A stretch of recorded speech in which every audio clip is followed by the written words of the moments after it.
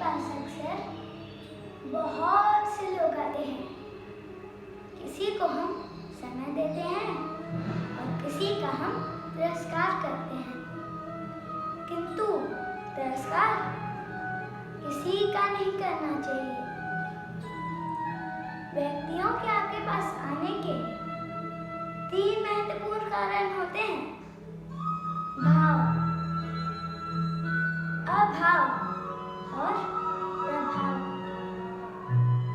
अगर कोई आपके पास प्रेम भाव से आए तो उसे प्रेम दे, उसका सम्मान करें, और अगर कोई आपके पास अभाव से आए तो उसकी आवश्यकता समझे और स्वयं से उसके लिए जितनी सहायता हो सके उतनी सहायता करें।